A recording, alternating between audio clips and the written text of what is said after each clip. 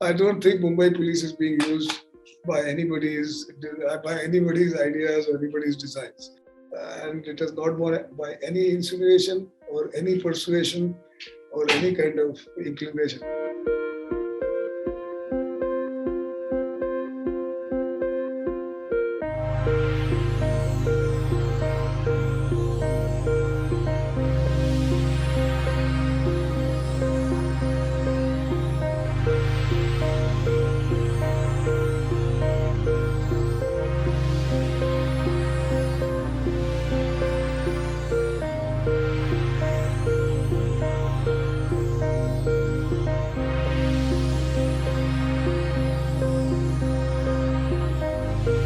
I don't think Mumbai police is being used by anybody's ideas or anybody's designs.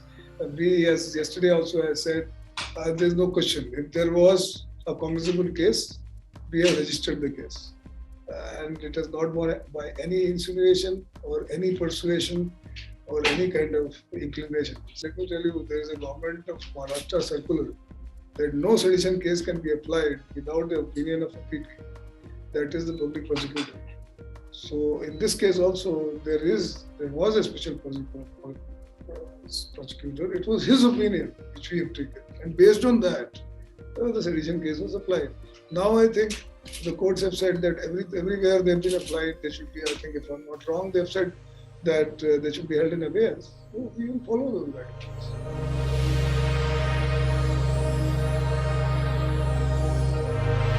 How are you looking at the police? In what manner are you looking at the police? Are you looking at a police as an independent body? Are you looking at the police as a body which has as an organization which exists on its own? Let me answer this. It doesn't exist on its own. Every police officer in the country is a government servant. We sign as a government servant when we join. We are also a service writer. And who is the government? The government is certainly the elected representatives who are part of the parliament or the local assemblies.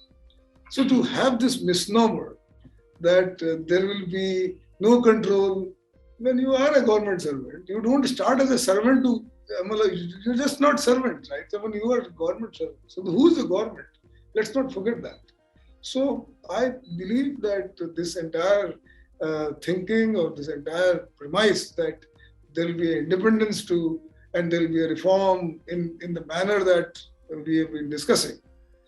I mean, unless until you have a very, very seminal change in how the bureaucracy works, I don't see that you could ever talk about whatever you are saying that it's a thought not only utopian, but I think it's impractical in the current situation.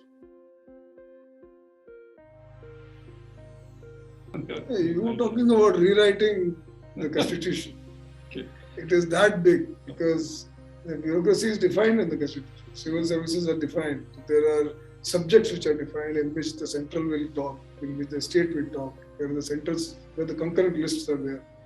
So there was a thought process. Then, if the thought process is changed, then that is where you should start. There is no question about. I think everything and anything is just like semantics, and this will not bring about any change. You can tweak something here and there, and bring some independent person neutrality here, and bring inside UPSC a body like UPSC, but ultimately you remain a government servant. That's exactly what I want to accomplish. Police is as communal as the local population is. We also draw our people from the local population. So to put a stamp that this is communal and that is not communal is not correct. We are as communal or as communal as the citizens are. So, but we are in some disciplined force, and I believe that even during the riots in 92-93, it was the policemen who brought the riot under control.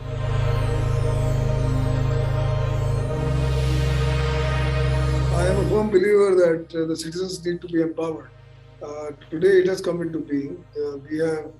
We have regional heads and we have zonal heads and we have a forum head, and I think the citizens themselves have drafted it. That bill basically talks about what will be my rights and what will be my rights as a citizen and what will be your duties vis-a-vis my rights. And in case you do not do it, yes, there is a Right to Service Act, but I believe that we are going to build on that. And we have said meaning the Citizen Forum has said so. And we have drafted that bill very much, and we have today done the Marathi translation as well. It's going to the government as a proposal by the citizens for themselves. And it has very clearly defined what the structure will be, how the wards will be represented, how zones will be represented, and how the regions will be represented. And it talks about a whole lot of election process. It talks about grievance redressal. And one thing which I have proposed is that we should look at funding and educating kindergarten to fifth grade students for only ethics and moral science. So that's my suggestion to the board.